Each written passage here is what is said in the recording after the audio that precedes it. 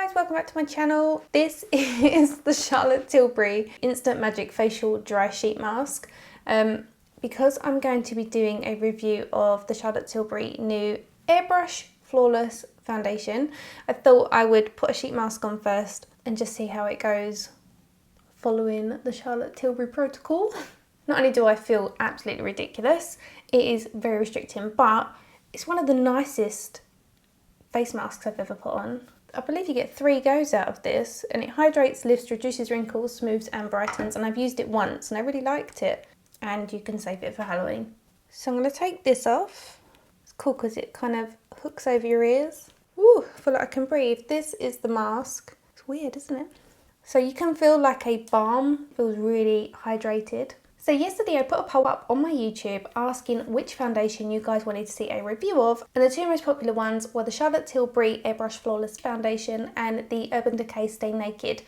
So I was going to film the Urban Decay Stay Naked because that was the overall winner, but when I got the foundation out it was too light, so I'm going to pick that up this week. I decided I'll do the Charlotte Tilbury one today and do the Naked Skin one in the week. Because I am oily, I'm going to start off by applying some of the Murad Oil and Pore Control Mattifier. Obviously you guys don't have to do this. I just know that whatever foundation I tend to wear, I do tend to get oily throughout the day. So rather than testing it and saying to you, yes, I definitely got oily, I would apply this under my foundation anyway. So I'm going to do it today and give it the best chance of lasting and seeing how it wears without it sort of being ruined too early with my oily skin. So this is the packaging for the Charlotte Tilbury Airbrush Flawless Foundation. I have 3 shades. I have 6 neutral, 7 neutral and 4 neutral. When I look at my wrist, I can see a bluey tone and a green tone. The fact that I can see both colours through my skin means that I'm definitely more of a neutral skin tone.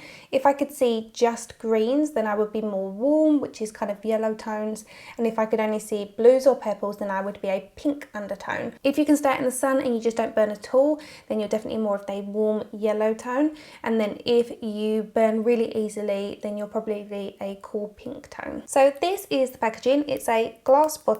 Magic Foundation also comes in a glass bottle. So this one is the same, and it also has a beautiful gold lid. It's more of a oval shape. So I'm just testing out shade number 6, and it blends really, really well. I think that would be the shade for me. If I get a tan and my face is a little bit darker, I can add in a small amount of the 7 to deepen the foundation, and then in the winter I can add a bit of 4 to 6 and that will lighten it. But because they're both neutral, I've not got to worry about it being too warm or too cold. So the foundation itself is a pump action. I'm a fan of applying foundation with a duo fibre brush, but I'm going to do one side with my hands, one side with a brush, and then I might just pick up a sponge. If you don't already know some information on it, then it is matte and it is full coverage. There are 44 shades available, which is a huge shade range. And if you go onto a website, there's actually a photo for every single shade available. Based on all the photos of the people, you can get a rough idea of what shade you should fall into. So I can see instantly as I've applied that with my hands, it really is full coverage.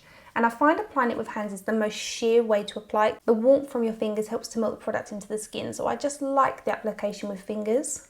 It says it's transfer resistant, humidity resistant and sweat proof. It smells well nice. It's really subtle in fragrance, but it smells really pleasant. So I've got a little bit of pigmentation on this side of my lip, so we'll just see how that covers.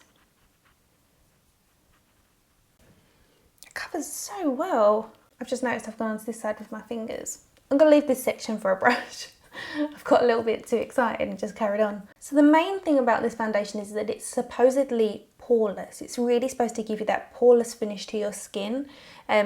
From what I've read, that's something that Charlotte Tilbury's been really big on with this particular formulation. You know that kind of like the orange peel effect?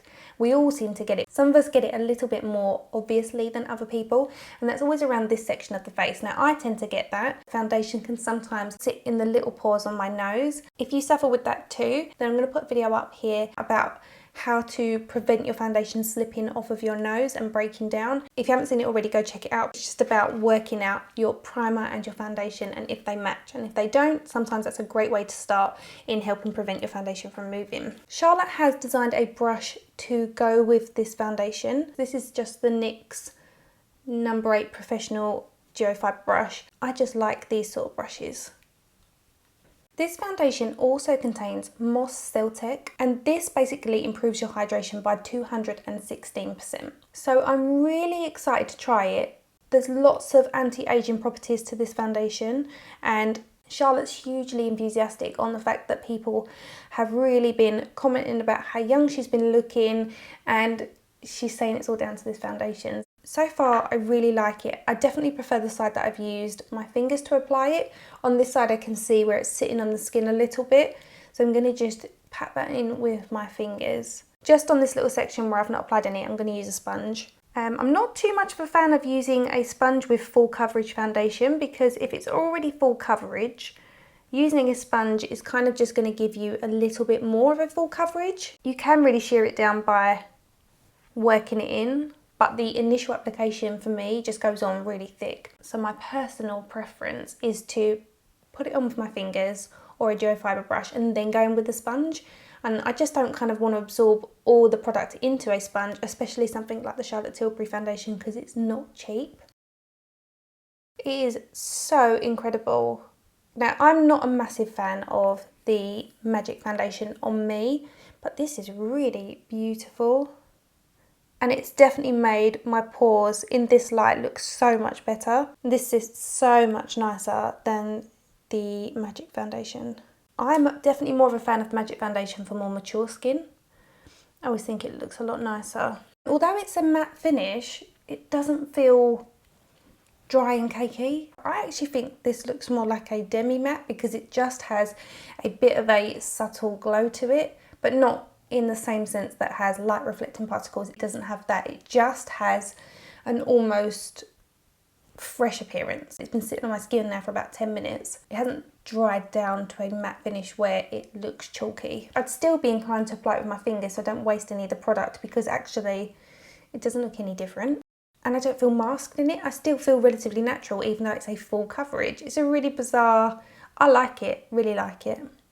So I've just filled in my eyebrows, popped some mascara on, a little bit of blush, and now I'm just going to finish the face with a little bit of the Charlotte Tilbury Airbrush Flawless Powder. So now I've let that settle into the skin, I can set the areas that are going to obviously get a little bit shiny. So I'm just popping that underneath the eyes and through the T-section of the face. I love this powder, it's so beautiful. It's like super finely milled. It's pressed and then it's just like literally flawless.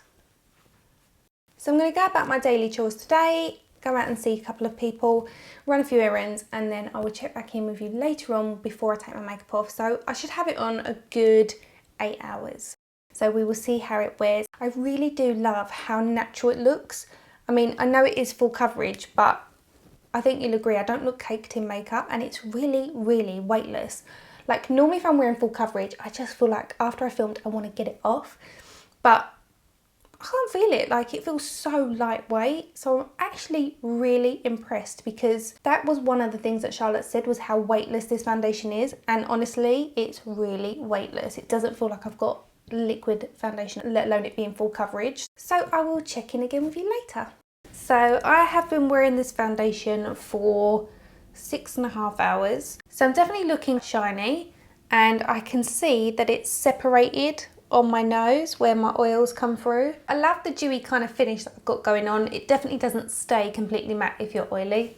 It's definitely not worn away on my forehead, which is great. I can see close up that on this side of my nose it's really broken up. So it's not to say it's going to be the same on everybody that's oily. You could try using a primer underneath. Now there is a product by SkinCeuticals which is phenomenal at stopping oil from coming through, but it does flashback. So if it's for a special occasion, that would be an issue. That's the reason I kind of don't really recommend it all the time. I will list it below for you. It's definitely better than the Magic foundation for sure. It's probably one of my favourite full coverage foundations for its finish, especially as it's matte but doesn't look completely matte. And I haven't used a setting spray because this is really just about testing the foundation to see how it wears rather than what we can put on it to make it stay. I kind of want to see what its durability is before we then use other processes in order to make that stay a little bit longer, if that makes sense. I don't like wearing the full coverage foundation, but again, because it's super lightweight, it's a really nice texture. It doesn't feel like you're wearing a lot. I've kind of managed to go throughout the day and almost forget that I'm wearing it and nobody else picks up on it. So I really like that as well. So I'm just about to go to bed. This is 9.5 hours wear and it doesn't look too dissimilar. Still looks quite separated on my nose, but the rest of it, you know, it's worn pretty well. Looks quite good still. So overall, I really like it. As I said earlier, I am going to have a play with a couple of primers and see how that works through the T section of my face to see if the oil doesn't affect the foundation as much. But based on just wearing the foundation alone with a little bit of the Murad Oil and Pore Control Lotion, which isn't a primer, it's just a lotion, overall I do really like it. It just hasn't worn as well on the sides of my nose. The front's fine and my forehead's fine, so that's really good. So for 9 hours wear, I think it is really good. I'm excited. I really want to try it again now. Anyway, I'm going to go clean my face and go to bed.